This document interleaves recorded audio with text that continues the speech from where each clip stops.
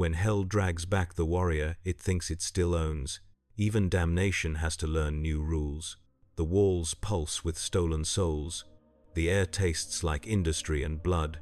Here, corruption doesn't burn, it's refined, harvested, weaponized into something colder than any demon's hate.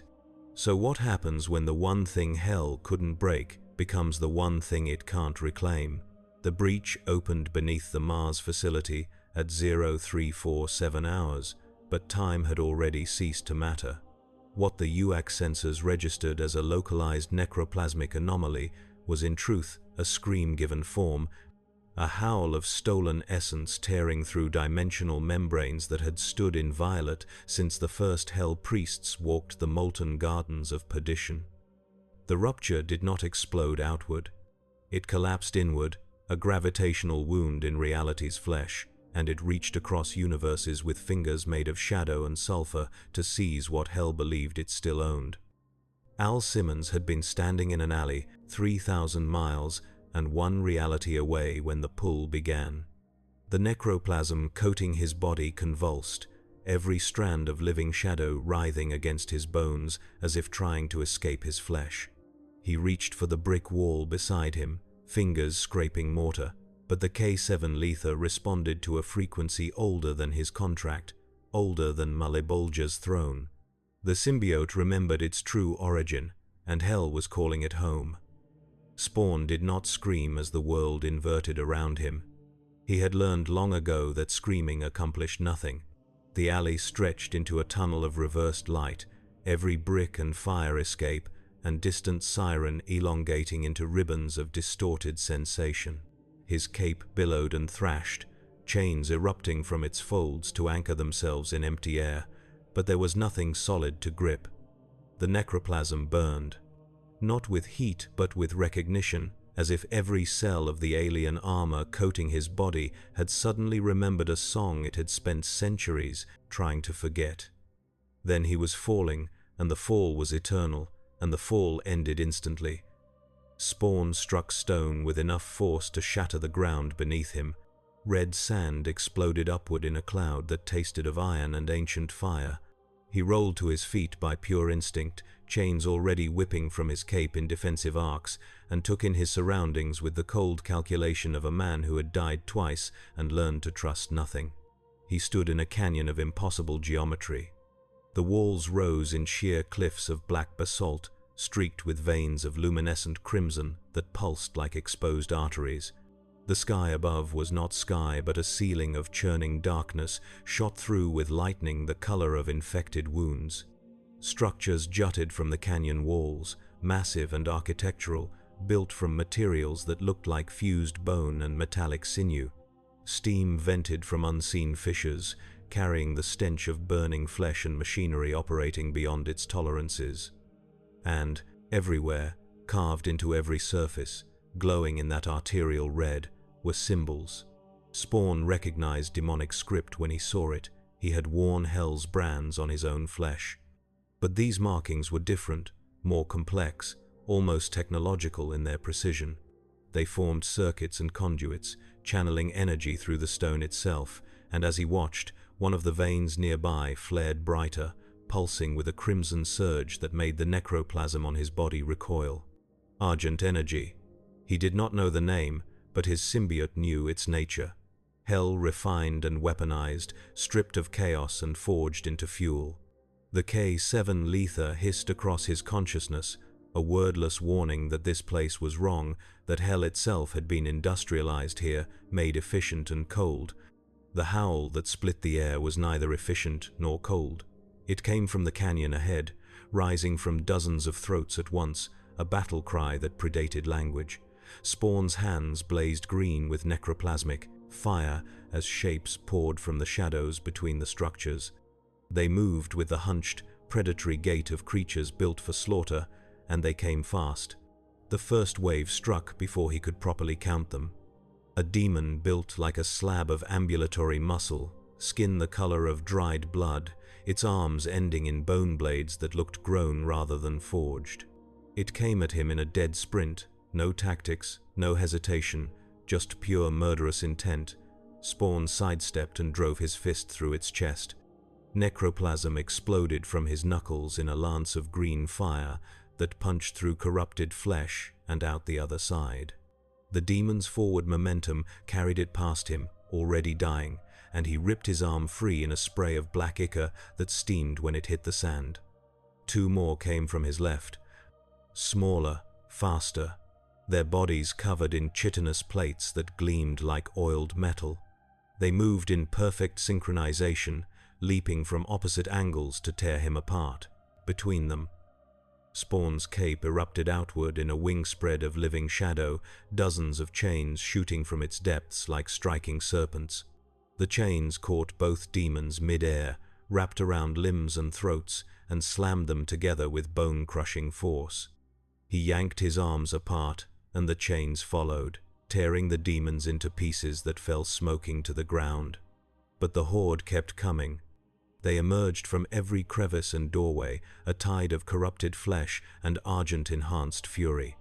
Imp-class demons with plasma cannons grafted to their forearms, launching spheres of superheated energy that exploded against Spawn's defenses in showers of molten light. Larger beasts that walked upright on reversed knees, their mouths splitting vertically to reveal nested rows of teeth and pulsing sacs that vomited caustic bile.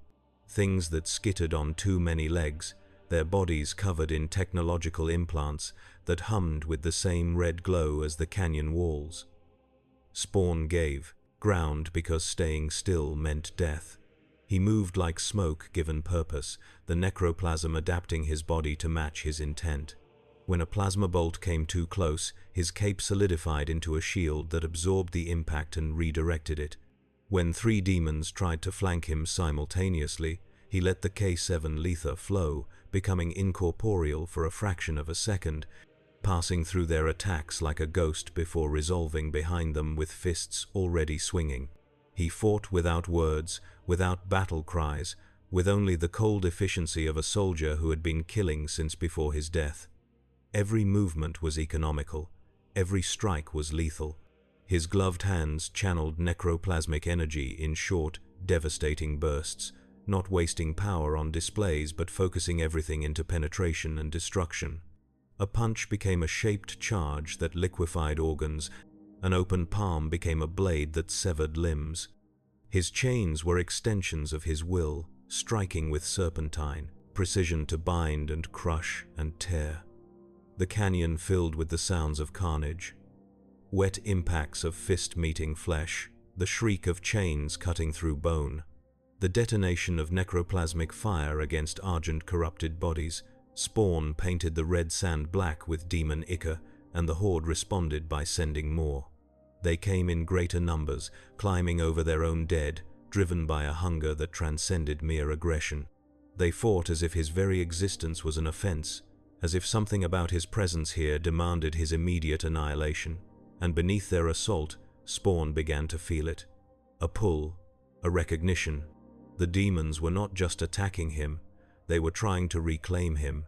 The K7 letha spasmed across his body as a particularly large demon, its torso studded with argent conduits that made its flesh glow from within, charged through its own allies to reach him. Spawn met it head-on, catching its descending claws with both hands.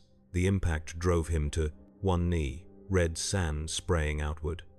The demon pressed down, its weight immense, its breath hot enough to blister paint, and the argent conduits in its chest flared bright. Spawn felt the pull intensify. The necroplasm on his arms began crawling toward the demon, drawn by whatever hellish physics governed this place. The K7 letha was being siphoned, its essence attracted to the argent energy like iron to a magnet. The demon's mouth split in something that might have been a grin, revealing a throat that glowed red with stolen power. Spawn's response was immediate and brutal. He released the demon's claws, dropped flat to his back, and drove both feet into its midsection with every ounce of strength he possessed. The kick launched the demon backward 10 feet. Before it could recover, Spawn's chains shot forward, wrapped around its head and torso, and detonated. Necroplasmic fire flooded through the chains in a coordinated surge, not burning from outside but igniting from within. The Demon's Argent conduits overloaded, unable to process the incompatible energy type, and the resulting cascade blew it apart from the inside out. Chunks of glowing meat rained down across the canyon, steaming where they landed. The other demons hesitated, just for a moment, just long enough for Spawn to realize they were learning. Then the canyon walls themselves opened, massive doors, 30 feet tall, hidden in the cliff face by the same architectural impossibility that defined this place. They swung outward on hinges that shrieked with disuse, and from the darkness beyond came something that made the lesser demons scatter like roaches from light. It stood 12 feet tall and was built like a walking fortress. Its body was plated in segments of what looked like blackened steel fused directly to demonic flesh, creating a hybrid of organism and machine that should not have been able to move but did, with terrible grace. Its head was an elongated skull, eyeless, the front splitting into mandibles that exposed a furnace of argent light burning in the cavity where a throat should be. In its hands, if they could be called hands, it carried weapons, not grown, not grafted, carried. A massive blade that crackled with red lightning and what looked like a cannon built from bone and hell-forged metal, a Hell Knight. Argent enhanced and equipped by whatever unholy marriage of demonic power and technological sophistication ruled this place. It did not roar, it simply raised the cannon and fired. The projectile was not a bullet. It was a compressed bolt of argent energy, unstable and violent, that screamed across the distance between them faster than thought. Spawn threw himself sideways, and the bolt passed through the space he had occupied a heartbeat before. It struck the canyon wall behind him and detonated, vaporizing a 20-foot section of stone in a flash that left afterimages burned into his vision. He hit the ground, rolling, and came up already moving, zigzagging as the Hell Knight fired again and again. Each shot was a minor apocalypse, tearing craters in the earth, superheating the air into plasma. Spawn's cape spread wide, deflecting shrapnel and absorbing peripheral heat, but he knew he could not dodge forever. The Knight was tracking his movements, adjusting its aim with the cold calculation of a machine, so Spawn stopped dodging and charged. The Hell Knight's mandibles spread wider, that furnace glow intensifying, preparing to unleash hell at point-blank range. Spawn's hands ignited with necroplasmic fire, twin comets of green that left trails of distorted air in their wake. He covered the distance in seconds, moving low and fast, and when the Knight fired, he was already sliding beneath the shot, sand spraying behind him. He came up inside the Knight's reach, too close for the cannon to target, and drove both fists into its armored midsection. Necroplasm met argent energy in a collision that was less physical impact and more fundamental rejection. The two energies were opposites, incompatible on a molecular level, and where they touched, reality screamed. Green fire poured into the Knight's body, seeking to corrupt and destroy, while red lightning arced from its armor, trying to burn the corruption away. The Knight stumbled backward, its furnace throat flickering, and Spawn pressed the advantage. He summoned his chains, dozens of them, more than he had ever manifested at once, and sent them lancing forward.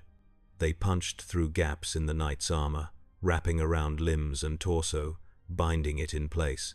The Knight thrashed, its blade sweeping in wide arcs that would have bisected Spawn if he had been standing still, but he was already airborne, launching himself upward on wings of shadow. At the apex of his leap, 20 feet above the struggling Knight, Spawn inverted his body and spread his arms wide.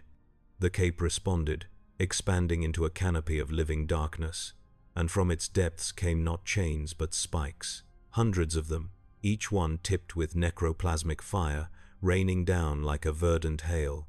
They struck the Hell Knight from above, penetrating armor, piercing flesh, pinning it to the ground like a collector's specimen. The Knight's furnace throat blazed brighter, a last desperate surge of argent power, but necroplasm flooded its system faster than it could burn it away. The green fire spread through its body, converting corrupted tissue, shorting out technological implants, and finally reaching the argent core that powered its existence. The resulting explosion was not large. It was concentrated, a implosion rather than a detonation, as two incompatible energy types annihilated each other on a quantum level. The Hell Knight collapsed inward, its body folding in on itself, and when the light faded, only a scorched crater and twisted metal remained. Spawn landed in a crouch, breathing hard, the necroplasm on his body dimmer than before. The expenditure had cost him, not fatally, but noticeably. The K7 Letha's reserves were not infinite, and he had just burned through a significant portion fighting enemies he did not understand in a place whose rules he had not learned. The canyon was silent now. The lesser demons had fled when the night fell, disappearing back into whatever holes they had crawled from. But Spawn knew better than to mistake silence for safety. He could feel eyes on him, not demon eyes, something else. High above, on a platform jutting from the canyon wall, partially obscured by steam and shadow, stood a figure clad in gold. Its armor was ornate, covered in geometric patterns that hurt to look at directly, and it held a staff that hummed with a frequency Spawn felt in his teeth. The figure was humanoid but wrong, too symmetrical, too perfect, as if it had been designed rather than born. A maker. He did not know the name, but he recognized the sensation. Angels, or what passed for them in this twisted reality. Servants of a power structure built on the exploitation of damnation itself. And it was watching him with the cold interest of a scientist observing a contaminated sample. Spawn met its gaze, and the maker tilted its head in a gesture that conveyed only calculation. Then it raised its staff, and the platform retracted into the wall, withdrawing with mechanical precision. Within seconds, the figure was gone, leaving only the fading hum of its departure. But the message was clear. He had been noticed, catalogued, marked as an anomaly requiring attention. Spawn looked down at his hands. The necroplasm flickered, unstable, resonating with the argent energy that saturated this place. He was a foreign body in a carefully maintained system, a virus in the bloodstream of an ordered hell, and systems had immune responses. He needed answers. He needed to understand where he was and what had pulled him here. But most of all, he needed to find a way out before whatever powers ruled this place decided he was too dangerous to study and simply erased him. The canyon stretched ahead, deeper into the facility, toward structures that grew larger and more impossible the further they extended.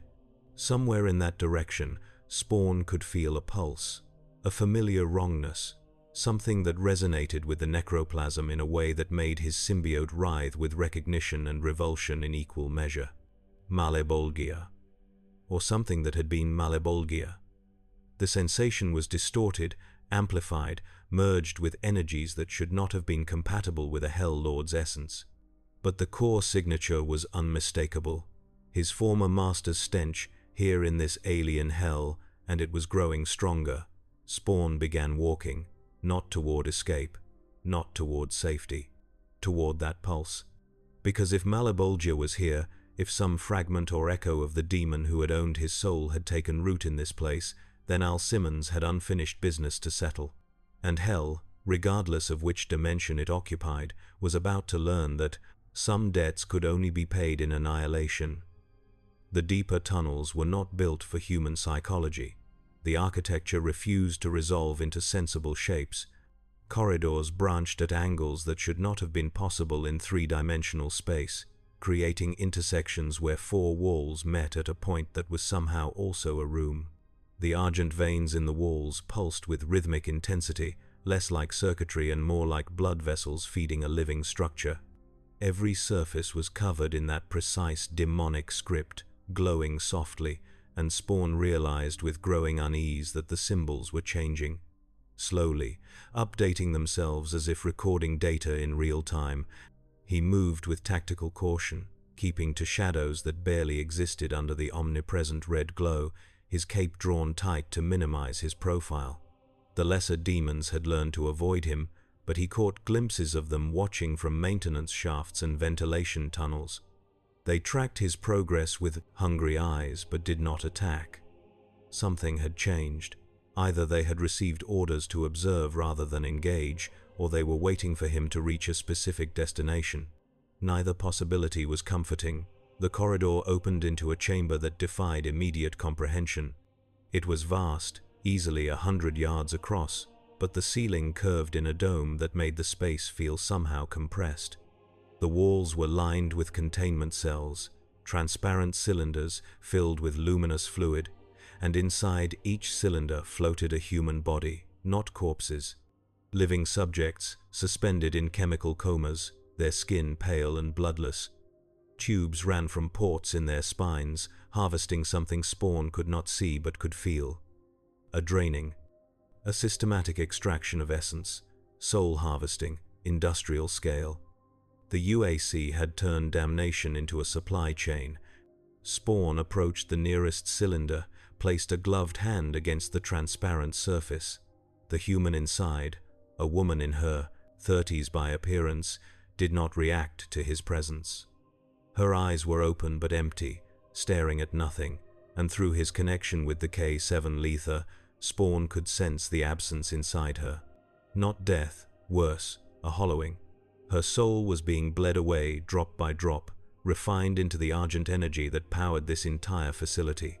His hands clenched into fists. He had seen Hell's cruelties before, had participated in them when Malebolgia's commands allowed no refusal. But this was different. This was Hell made systematic, stripped of even the pretense of divine punishment or cosmic balance. These people were not sinners being tormented for their crimes, they were resources. Fuel. Their damnation was not a consequence but a business model. The necroplasm on his body surged, responding to his rage, and for a moment Spawn considered destroying every cylinder in the chamber. But the pragmatic soldier in him recognized futility when he saw it. There were thousands of these cells, and breaking them would only kill the prisoners faster. Whatever was happening here was too vast for individual acts of mercy. He needed to find the source, cut off the head, and if that head wore Malebolgia's face, so much the better. The far side of the chamber terminated in a doorway large enough to drive a truck through. It stood open, darkness beyond, and as Spawn approached, he heard it. A sound like breathing but too large, too slow, as if the air itself was being drawn in and expelled by something with lungs the size of buildings. He stepped through the threshold and entered what could only be described as a cathedral of hell. The space defied measurement. The walls rose until they disappeared into shadow, broken only by massive pillars carved from fused bone and metal. The floor was a mosaic of crimson glass, beneath which flowed rivers of molten argent energy, casting everything in hellish light. At the chamber's center stood a dais, and upon that dais, suspended in a web of golden chains and crystalline conduits, hung a figure that made Spawn's necroplasm recoil in instinctive horror. It had been a hell priest once. The remnants of ceremonial robes still clung to portions of its body, blackened and fused to corrupted flesh, but the transformation had gone far beyond standard demonic corruption.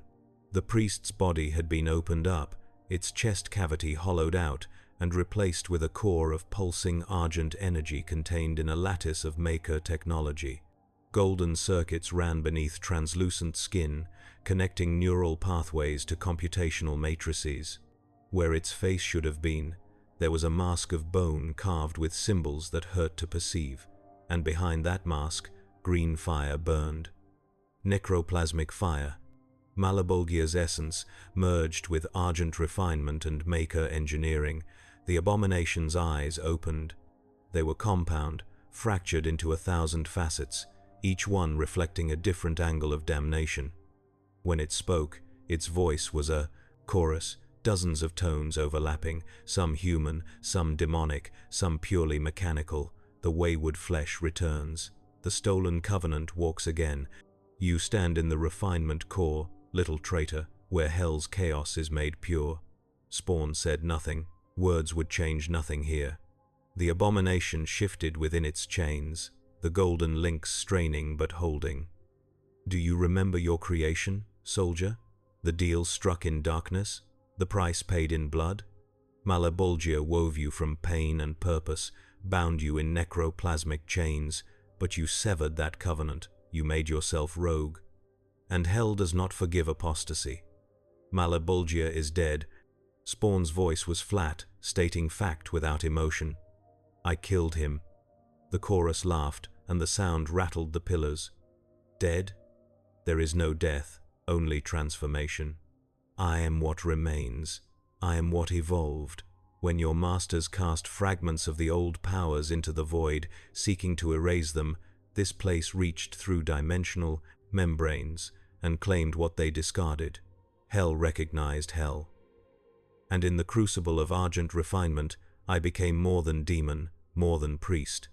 I became synthesis. The chains rattled as the abomination pulled against them, not trying to break free, but demonstrating its strength. They call me the Harvester now.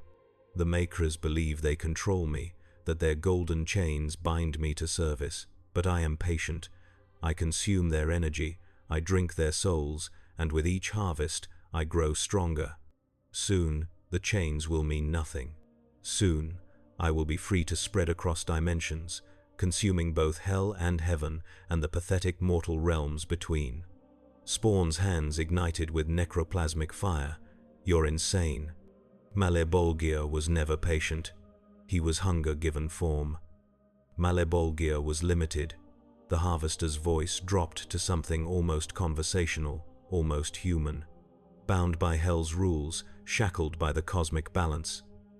But here, in this place where hell has been made, mechanical, where suffering is currency and souls are fuel, there are no rules, only efficiency, only harvest.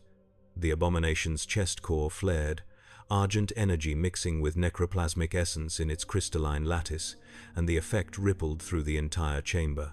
The rivers of molten argent beneath the glass floor surged brighter. The golden chains binding the Harvester began to glow, not restraining but channeling, and Spawn realized with cold clarity that he was not looking at a prisoner, he was looking at the facility's heart.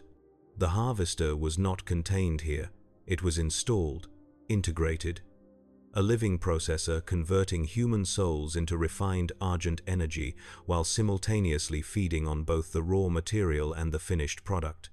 The Makers had not captured Malebolgia's essence, they had weaponized it. And now you are here, the Harvester continued, its compound eyes fixed on Spawn with predatory focus. A rogue unit, a severed asset. Your necroplasm resonates with my own, child of my predecessor. The K7 Lether recognizes its origin. It knows it belongs to Hell, and Hell wants it back. The chamber erupted with demonic presence. Portals tore open in the walls, spatial rifts glowing with argent light, and through them came reinforcements, not the mindless beasts from the canyon. These were soldiers, demons clad in segmented armor, carrying weapons of integrated biotechnology and occult design, Hellraisers with plasma repeaters grafted to their arms, cyber mancubi, their bodies rebuilt into walking artillery platforms, whiplash demons that moved like liquid murder, their bodies designed for speed and dismemberment, and they all moved with coordinated precision, operating as a unit rather than a mob. Spawn's cape exploded outward as the first volley of plasma fire streaked toward him. Chains erupted from the living fabric, dozens becoming hundreds, forming a defensive lattice that intercepted the incoming fire. Plasma spheres detonated against necroplasmic links in cascading explosions of green and red. He did not wait for the barrage to end. He moved during it, using his own defensive screen as cover, closing the distance to the nearest Hellraiser. The demon tracked him with mechanical precision, its plasma repeaters spinning up to firing speed, but Spawn was already inside its guard. He grabbed the demon's head with both hands and channeled necroplasmic energy directly into its skull. The demon's eyes flared green, then exploded outward as its brain liquefied. Spawn spun the corpse around, using it as a shield as he grabbed the plasma repeater and tore it free of its arm mount. He had never fired this type of weapon before, but the design was intuitive enough. Point and shoot. He pulled the trigger and sent a stream of superheated plasma into the advancing demons, cutting down 3 before the weapon overheated in his hand. He dropped it and kept moving, flowing between targets like smoke, his entire being focused on survival and slaughter. A cyber mancubus planted itself in his path, its arm cannons already tracking. Spawn did not slow. He launched himself forward, cape spreading into wings, and passed over the demon's head as it fired. The flamethrower bursts scorched the air beneath him, incinerating a cluster of smaller demons that had been approaching from behind. Spawn landed on the mancubus's back, drove both fists into the base of its skull where flesh met machinery, and detonated necroplasmic fire directly into its nervous system. The demon seized, its systems overloading, and Spawn rode it down as it collapsed, already looking for the next target. They kept coming. The Harvester was not just defending itself, it was testing him, measuring his capabilities, learning the limits of his power. Every demon he killed was replaced by 2 more, each one adjusted to counter the tactics he had just employed. When he used chains, they sent whiplash demons too fast to catch. When he used direct assault, they sent armored tanks he could not punch through. When he went airborne, they filled the air with plasma fire that forced him back to the ground. And through it all, the Harvester watched with those fractured eyes, absorbing data, calculating, optimizing. Spawn felt his reserves draining. The K7 lether was powerful, but it was not infinite. Every manifestation of necroplasmic fire, every summoning of chains, every expenditure of power drew from a pool that was not replenishing as fast as he was spending it. In his own dimension, he could draw on the ambient energies of hell and earth, maintaining a balance. But here, surrounded by argent energy that his symbiote found toxic and incompatible, he was isolated, finite, and the Harvester knew it. "Your power wanes, little traitor," the chorus voice echoed through the cathedral. "The K7 lether withers in this place. Argent purity burns away necroplasmic corruption. You are a disease in a sterile environment, and the antibodies are closing in." Spawn did not waste breath responding.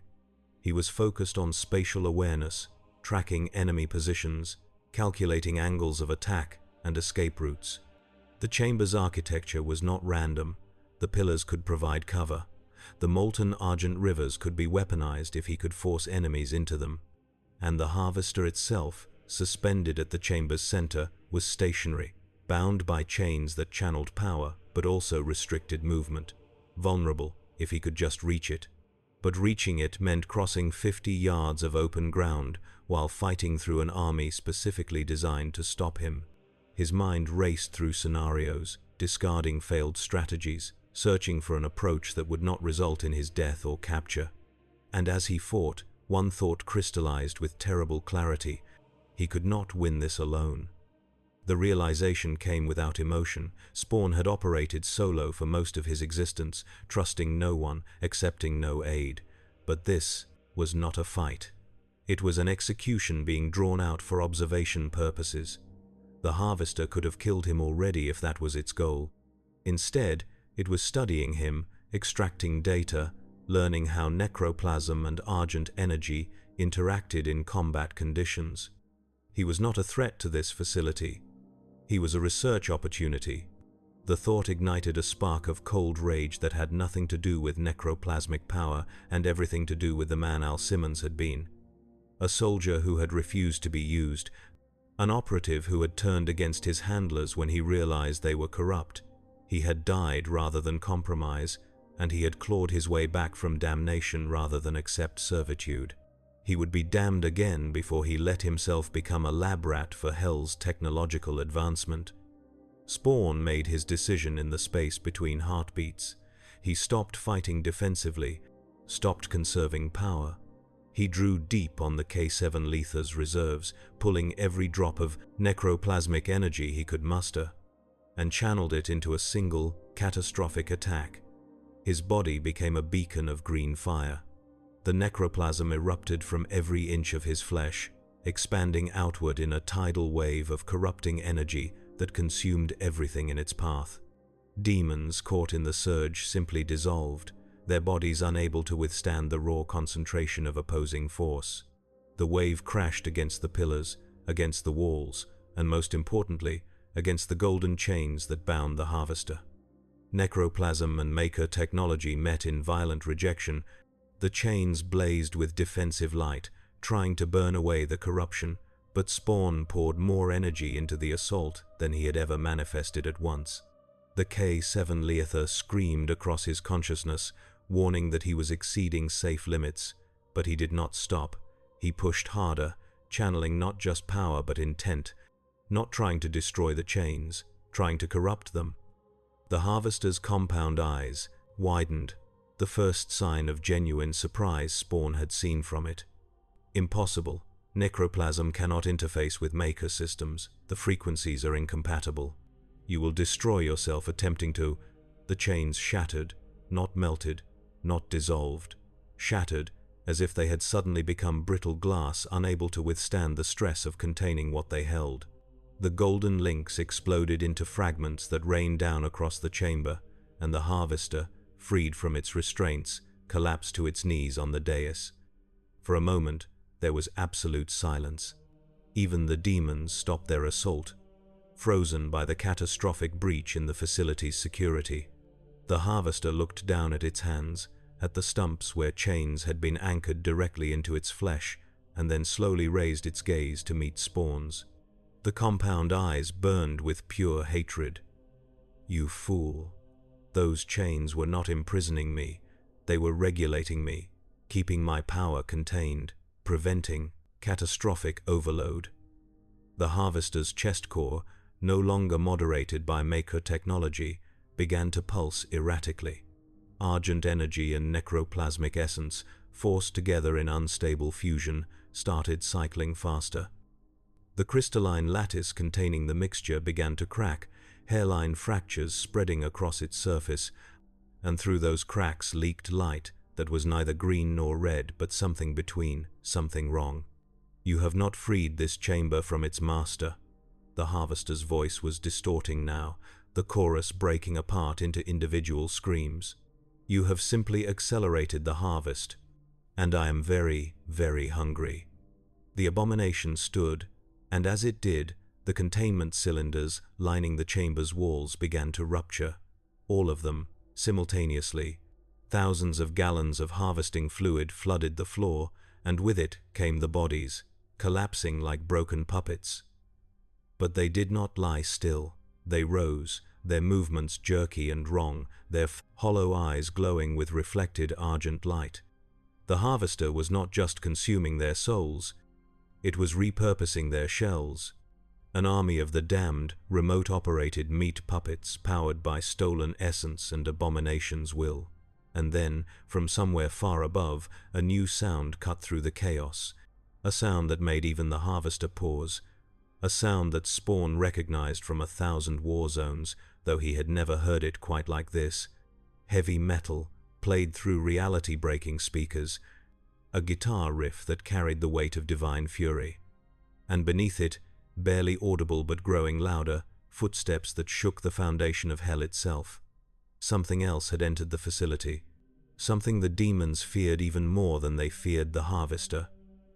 The cathedral's far wall exploded inward in a cascade of stone and twisted metal. The debris had not even finished falling when a figure strode through the breach, and Spawn knew immediately what he was seeing, even though his mind rejected it as impossible. A man. Just a man. Clad in armor that looked like it had been forged in the heart of a star and then dragged through every circle of hell. His helmet was a closed faceplate, marked with angular designs that suggested both ancient warrior and futuristic soldier. In his hands, he carried a weapon that was simultaneously shotgun, cannon, and divine instrument. And he moved with the calm, measured pace of someone who had done this so many times that annihilation had become routine. The demons knew him. They reacted with more than fear, with reverence, with the terror of prey recognizing an apex predator that had been hunting them since the universe was young. The Doomslayer had arrived, and he was not here to talk. He raised the shotgun and fired, and the first 3 possessed humans simply ceased to exist. Not killed, erased. The weapon's discharge was so powerful it reduced flesh and bone to component atoms. He pumped the action, ejecting a shell that should have been spent but was already regenerating, glowing with energy that was definitely not conventional gunpowder, and fired again. The slayer moved through the army of possessed, like a force of nature. Each step deliberate, each shot precisely placed. When enemies got too close, he transitioned to physical violence that was somehow more terrifying than the gunfire. A punch that caved in a possessed human's chest cavity, an elbow strike that decapitated a hellraiser, a grab and tear that ripped a demon's arm off and beat it to death with its own limb. It was not combat, it was extermination, methodical, efficient, and absolutely merciless. Spawn watched, his own necroplasm flickering weakly after the massive expenditure, and felt something close to professional respect. This was a warrior who had refined killing to an art form, who moved with the muscle memory of someone who had been doing this for so long that it was no longer rage or duty, it was simply existence, the Slayer's path carved through the demon horde, and slowly, inevitably, it brought him face to face with Spawn. The faceless helmet turned, assessing, and for a long moment the two warriors simply regarded each other, measuring, calculating. Then the harvester's voice cut through the moment, the chorus now ragged with damaged systems and failing control. Two apostates, two traitors to Hell's covenant. How poetic. Kill each other while I harvest what remains. The Slayer's response was to turn away from Spawn and level his shotgun at the harvester's chest core. The message was clear. Priorities. The abomination was the primary threat. Everything else could wait. Spawn, recognizing the tactical logic even if he did not trust the warrior delivering it, ignited what remained of his necroplasmic fire and moved to flank. If this silent soldier wanted to kill the harvester, Spawn would not stand in his way. He would help. The cathedral erupted into violence that transcended anything that had come before. The Slayer's arsenal was vast and devastating. He cycled through weapons with practiced ease, each one designed to counter specific threat types. A plasma rifle for clustered enemies, a rocket launcher for armored targets, something that looked like a chainsaw but cut through demons like they were made of tissue paper. And when it did, their bodies exploded into health and ammunition that the Slayer absorbed through some mechanism Spawn could not identify. The harvester fought back with everything it had. The abomination had given up any pretense of containment. Its chest core was now fully exposed, the crystalline lattice shattered, raw argent necroplasm hybrid energy pouring out in waves that corroded the floor and warped the air. It sent possessed humans and demons in suicidal rushes, not trying to kill the Slayer, just slow him down long enough for the harvester to build up energy for a decisive strike. Spawn provided support, using his chains to bind and distract, creating openings the Slayer exploited with ruthless precision. They did not coordinate, did not communicate, but they fell into a rhythm, two killers operating on the same wavelength, and together they systematically dismantled the harvester's defenses. The abomination screamed, and the sound was agony given voice. Its body was failing, unable to contain the conflicting energies it had tried to merge. Cracks spread across its flesh, leaking light that burned to look at. The dais beneath it began to sink, the floor itself unable to support the reality distortion the harvester had become. And then, with a roar that shook the entire facility, the harvester lunged forward. Not at the Slayer. At Spawn. Because Spawn was the weaker target, the one running on empty, the one whose necroplasm could be harvested to stabilize the abomination's failing systems. Spawn tried to dodge, but his body betrayed him. The K7 Leather was spent, barely maintaining cohesion. He managed to get his arms up in a defensive posture, but it was not enough. The harvester's hand, more claw than limb, closed around his throat and lifted him off the ground. Necroplasmic energy began draining from Spawn's body into the abomination's. He could feel it being siphoned, pulled through the physical contact, his essence flowing into the harvester's destabilized core. The sensation was worse than pain. It was violation, the undoing of self. The harvester's compound eyes blazed inches from his own. Should have stayed severed, little traitor. Should have remained lost. Now you will become fuel. Your essence will feed the harvest for centuries. Spawn tried to ignite his hands to channel necroplasmic fire, but there was nothing left. The K7 lether was completely drained. His vision began to tunnel, consciousness fading as his very existence was consumed. Then the harvester's chest exploded. The Slayer had discarded subtlety. He had planted his armored boot on the abomination's back, jammed the barrel of his shotgun directly into the exposed chest core, and fired both barrels simultaneously at point-blank range. The effect was catastrophic.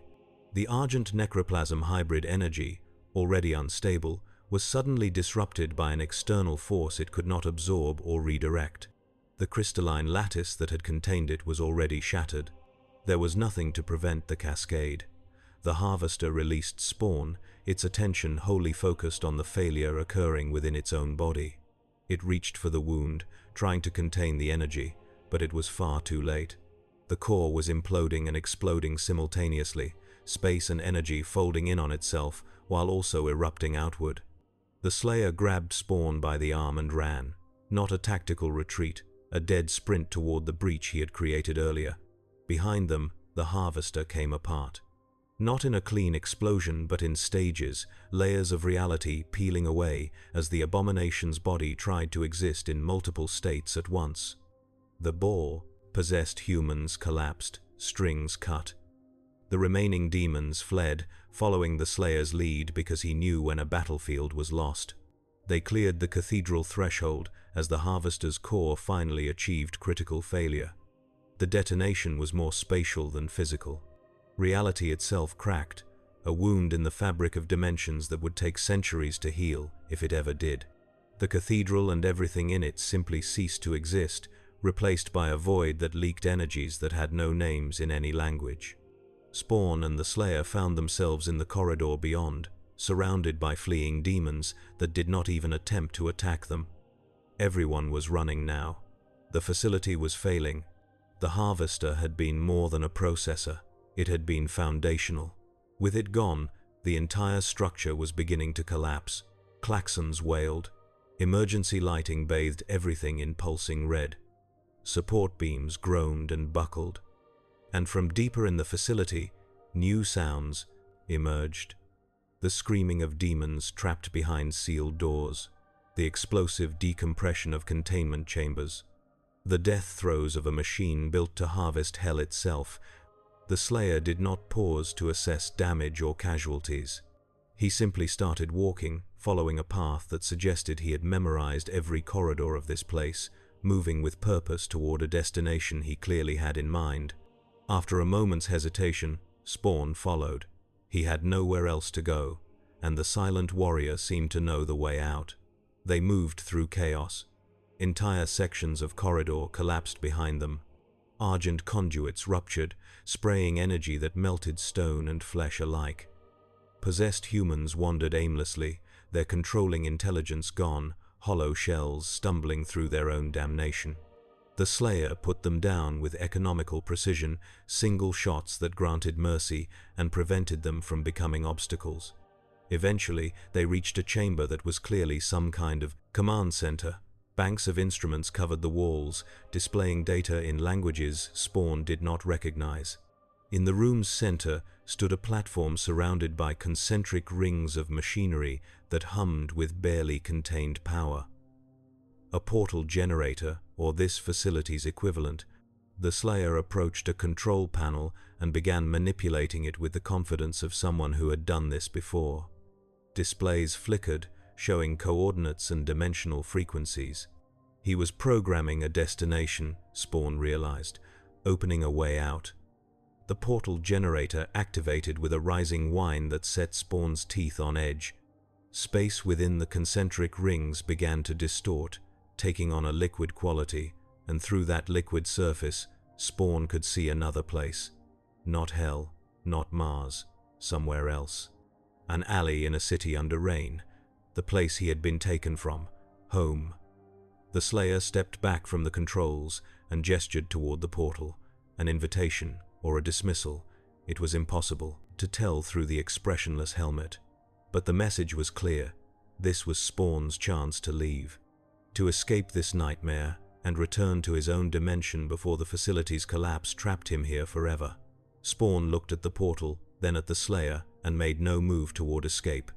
He had questions about this place, about what he had witnessed, about what the Harvester had been and why it had carried Malebolgia's essence. But more than that, he had a debt.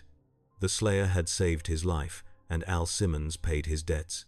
He pointed back the way they had come, toward the collapsing facility, and spoke for the first time since entering the command center.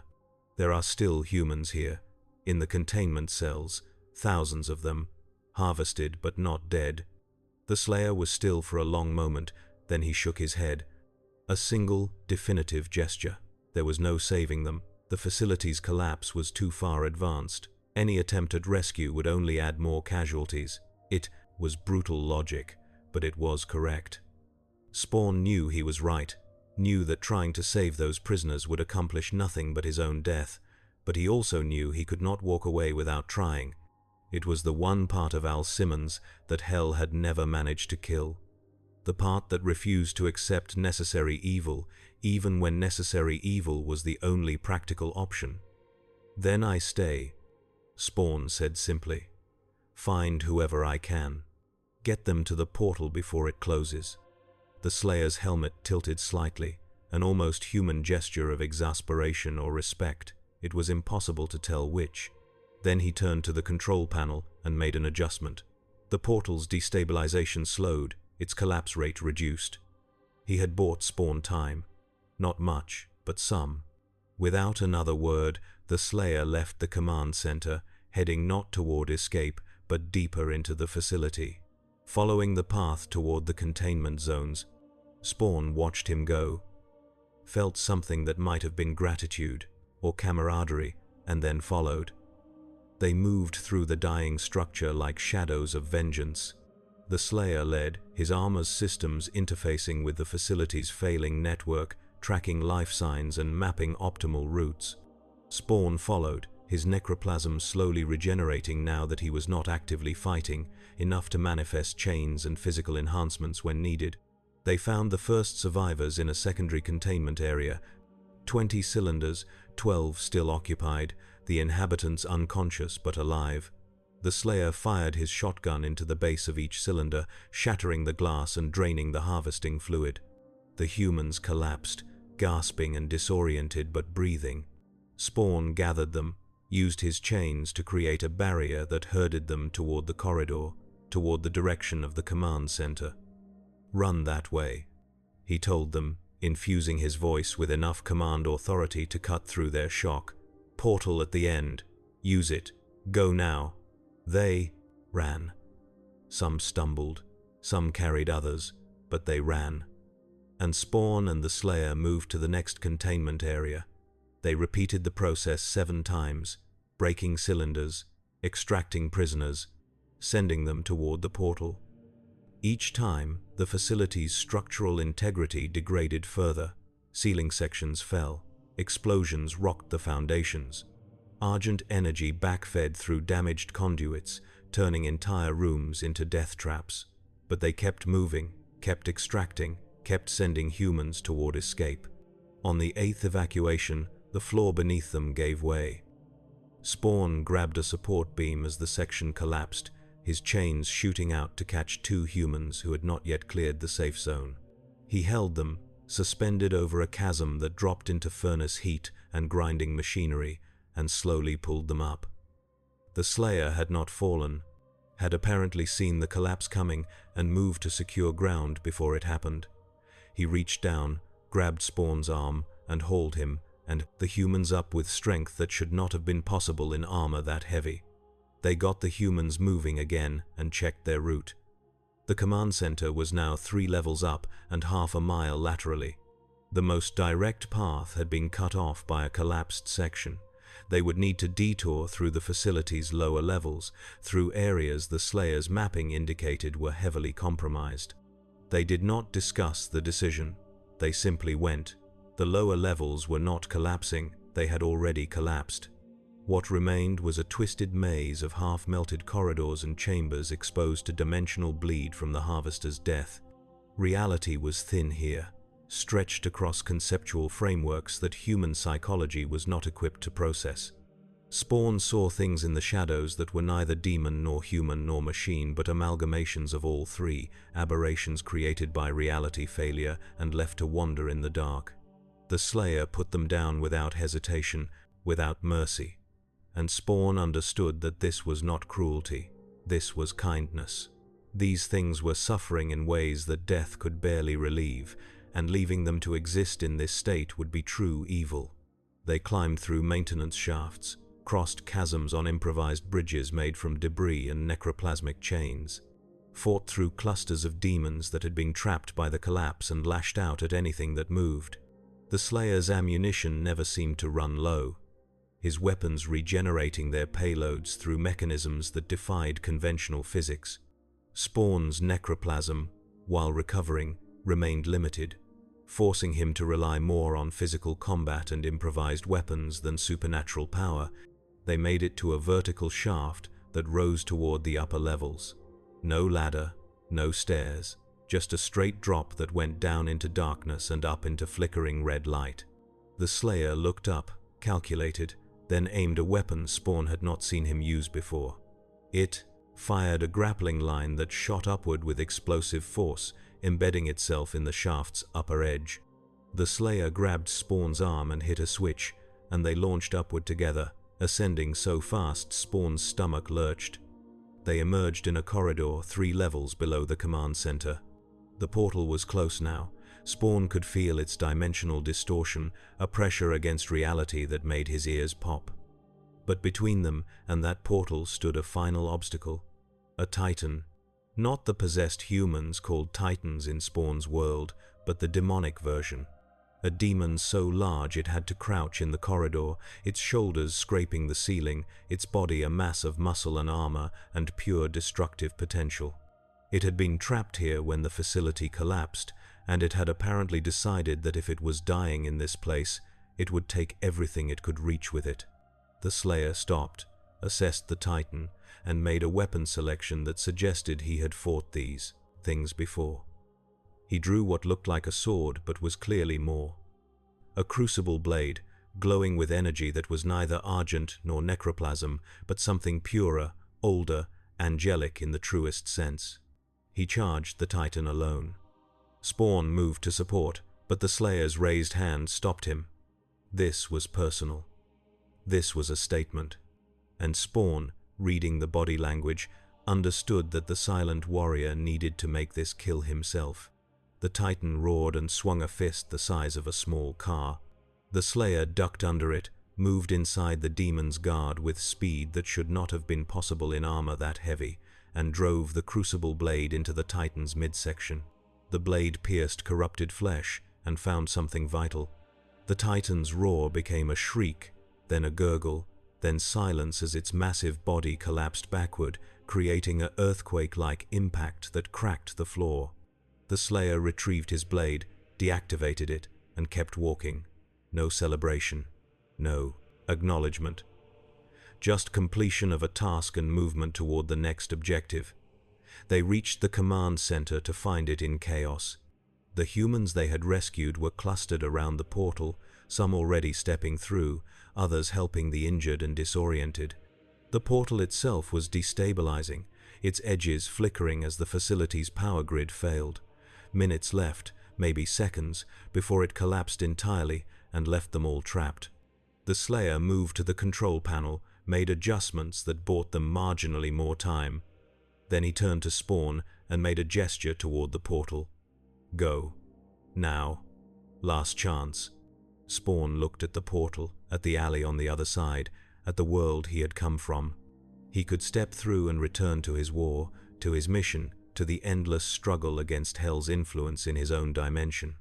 Everything he had built, everyone he protected, waited on the other side. But something stopped him, a sensation, a pull that was not necroplasmic, not demonic, but deeper. He turned and looked back toward the facility's depths, toward the void where the harvester had been destroyed, and felt it clearly now. Malabulja's essence was not gone. The harvester had been destroyed, but essence could not be destroyed, only dispersed. And in the moment of its death, that essence had scattered, fragments embedding themselves in the facility's infrastructure, in the dimensional membranes, in the very fabric of this place. Some of those fragments were still active, still aware, still reaching for him across the distance, trying to reclaim what they believed they owned. If Spawn left now, those fragments would eventually reconstitute, perhaps not into the Harvester's form, but into something. And that something would remember how to reach across dimensions. Would remember there was a rogue asset in another universe that needed to be reclaimed, would eventually find a way to pull him back here, or worse, to reach through into his world. The portal flickered, dangerously close to collapse. The last of the rescued humans stumbled through. The facility groaned, massive support structures failing, and the command center began to tilt as its foundation gave way. Spawn made his decision. He grabbed a weapon from a fallen demon's corpse, something that looked like a rifle but operated on Argent principles, and turned away from the portal. The Slayer's helmet tracked the movement, and for the first time, Spawn thought he detected something like surprise in the warrior's body language. "Fragments," Spawn said, knowing the Slayer would understand. "Still alive, still connected to me. I don't leave enemies at my back." The Slayer was still for a long moment. Then he nodded, a gesture of understanding, perhaps respect. He moved to the portal controls and made a final adjustment, programming a new destination. Not Spawn's alley. Somewhere else. The coordinates flashed across the display too fast for Spawn to read, but he caught glimpses of familiar markers. Earth. A fortified position. A place the Slayer apparently considered secure. The Slayer pointed at the portal, then at Spawn, then tapped his own chest. A message in gesture. "When you are done hunting fragments, use this." It would take you to a place where the Slayer could extract him properly, where they could ensure no dimensional bleed followed him home. Then the Slayer himself stepped through the portal. For a moment, Spawn was confused. The warrior was leaving, abandoning the facility to its collapse. That seemed uncharacteristic based on everything he had witnessed. But then he understood. The Slayer was not abandoning anything. He was ensuring the rescued humans reached safety. And once they were secure, he would return. This was not retreat. This was logistics. The portal collapsed 5 seconds after the Slayer disappeared. Space folded in on itself with a sound like tearing metal, and then it was gone, leaving only scorched floor and the smell of ozone. Spawn was alone in a dying facility in an alien dimension, hunting fragments of his former master's essence before they could reconstitute into something worse than the Harvester had been. He checked the Argent rifle he had taken, half charge, maybe 50 shots, not enough for a sustained campaign, but enough to start. His necroplasm had recovered to perhaps 40% capacity. Enough to manifest chains and fire, enough to sustain combat, but not enough for anything apocalyptic. He would need to be surgical, precise, good. Precision was something Al Simmons understood. He left the command center as it collapsed behind him, descending into the facility's depths where the Argent concentration was highest and reality was thinnest. Where fragments of Malebolgia's essence would naturally gravitate, drawn by the residual necroplasmic energy that saturated those spaces. The hunt had begun, and Spawn moved through the dying halls like a ghost, seeking revenge against parts of itself. Each fragment he found was a tiny echo of the demon who had owned his soul, a splinter of consciousness trying desperately to survive and grow. He destroyed them methodically, burning them away with necroplasmic fire, ensuring they could never reconstitute. Hours passed, though time had little meaning in a place where reality itself was failing. The facility collapsed around him in stages, but Spawn stayed ahead of the destruction, moving through spaces that should have been impossible, using the K7 Lietha's affinity for shadow to pass through walls that were more concept than solid matter. He found the last fragment in what had once been a research laboratory. It had embedded itself in a containment matrix, trying to use the residual Argent energy to fuel its regeneration. The fragment had no form, just a cloud of necroplasmic essence that pulsed with malevolent awareness. When Spawn entered the lab, it recognized him immediately. Betrayer. The voice was weak, broken, but unmistakably Malebolger's. You severed the covenant, you broke the chains, and for what? To serve yourself? To pretend at heroism in a world that will never accept what you are? Spawn raised his hands, green fire igniting around his fingers. I broke free. That's enough. You are still mine, the fragment hissed.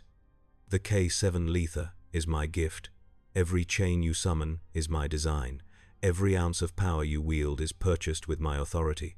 You cannot escape what you are, soldier. You are Hell's weapon, even when you pretend to aim yourself.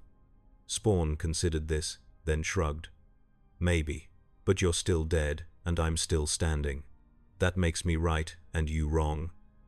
He unleashed necroplasmic fire in a concentrated beam that filled the laboratory with green light. The fragment screamed, a sound that carried all of Malebolger's rage and impotence, and then dissolved into nothing. No residue, no trace, just absence where malevolence had been. Spawn felt the K7 Letha settle.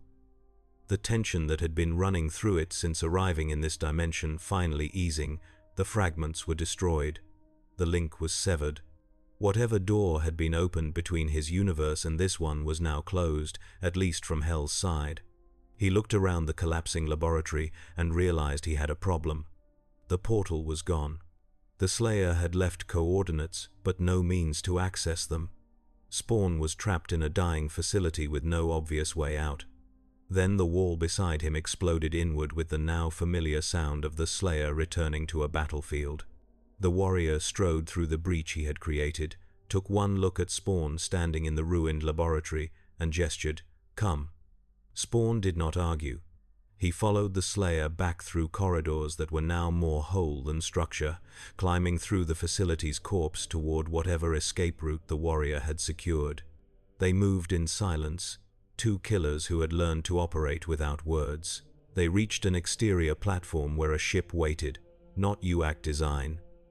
Something else, smaller, more aggressive, built for rapid insertion and extraction rather than cargo capacity. The Slayer boarded and Spawn followed, the hatch sealing behind them as the platform collapsed into the chasm below. The ship launched with brutal acceleration that pressed Spawn into his seat. Through the view screen, he watched Mars recede, the facility now just a crater glowing with unstable energy, a wound in the planet's surface that would take decades to stabilize. The Harvester's death had been more than the destruction of a processing center. It had been a critical failure in the entire Argent energy infrastructure. The Slayer piloted with the same economy of motion he applied to combat. No wasted gestures, no unnecessary maneuvers, just direct flight toward a destination he clearly had in mind. Eventually, they reached a space station, not UAC, something older, more heavily fortified, built to withstand assault by forces both technological and demonic. The Slayer docked with practiced ease, and they disembarked into a command center that was equal parts military installation and armory. The Slayer led Spawn to a chamber where a new portal generator stood, this one more stable, more sophisticated than the collapsing version they had left behind. The warrior programmed coordinates with quick efficiency, and the portal activated, showing an alley under rain. Spawn's alley, his dimension, home. Spawn approached the portal, then paused and turned back to the Slayer. The warrior stood motionless, that expressionless helmet revealing nothing, but Spawn spoke anyway. "We good?" The Slayer nodded once. They were good, no debts, no obligations, just two warriors who had fought together and survived. If their paths crossed again, they would be neither enemies nor allies. Just professionals recognizing each other's competence. Spawn stepped through the portal and felt reality shift. Around him, the dimensional frequency changing from one universe's signature to another's. He emerged in the alley, rain immediately soaking into his cape, the sounds of distant sirens and city traffic replacing the industrial hellscape he had left behind. He was home, Earth, his Earth. With its familiar corruptions and mundane evils, its small-scale damnations and petty hells, after what he had witnessed in the other place, it almost felt peaceful. But the rain carried a smell that made his necroplasm coil with recognition. Sulfur, faint, but present. Hell was here too, in this dimension, working its slow corruption. Different methods than the industrial harvest he had escaped, but the same fundamental evil. Souls being stolen, innocence being destroyed, the old war continuing under new management. Spawn pulled his cape tight and started walking. The alley led to streets. Streets led to territories where his presence mattered, where the battles he had abandoned to hunt Malabolgias, fragments were still being fought. He had work to do, a mission that predated his trip to Mars and would continue long after. But as he walked, he carried with him the memory of what he had seen. An entire dimension where hell had been industrialized, where damnation operated on assembly line efficiency. And he carried the knowledge that somewhere out there, in that dimension, a silent warrior fought an eternal war against that machinery, reducing it to rubble one facility at a time, never stopping, never resting, never accepting the inevitability of hell's victory. It was almost inspiring. Almost. Spawn disappeared into the rain and shadows, a ghost among the city's darkness, and behind him the portal collapsed, sealing the dimensional breach. The connection between universes closed, leaving only memories and scars to mark that it had ever existed. But in the deeper places, in the spaces between dimensions where reality grew thin and conceptual frameworks bled into each other, something remembered. The Argent energy networks had tasted necroplasm. The demonic hierarchies had recorded the intrusion. Data had been collected, analyzed, filed away in archives that would outlast empires. And in those archives, marked with priority flags and sealed under highest-level security clearances, was a new designation. A classification for a phenomenon that had never been encountered before. A hell-born warrior who operated independently, who answered to no master, who could breach dimensional barriers and contaminate secure systems with incompatible energy types. The file was labeled Anomaly 001. Necroplasmic Rogue Asset. Status: contained via dimensional isolation. Threat level: undefined. Recommendations: monitor cross-dimensional membranes for recurrence. Avoid re-engagement except under controlled conditions. Do not attempt recapture. And beneath all the clinical terminology, buried in the encrypted sub-files accessible only to the highest levels of Macra authority, was a single note that carried the weight of genuine concern. Should Anomaly 001 achieve controlled dimensional transit, or should native Hell forces develop successful recruitment protocols, the resulting entity would represent an existential threat to current Argent refinement operations. Contingency protocols recommended. Seraphim consultation advised. But Spawn knew none of this as he moved through his city, hunting his enemies, fighting his war. He was home, and that was enough. The rest was somebody else's problem. At least, until the next breach opened. And in the spaces between universes, in the probability matrices that governed cross-dimensional mathematics, that breach was not a question of if but when. Forces had touched that should never have met. Energies had mixed that should have remained separate. And the multiverse, in its infinite complexity, had taken note. Somewhere, in a dimension neither Spawn nor the Slayer could reach without help, something ancient stirred. Something that had been sleeping since before Hell learned to harvest souls, since before the Makers built their golden cities, since before the first human learned to fear the dark.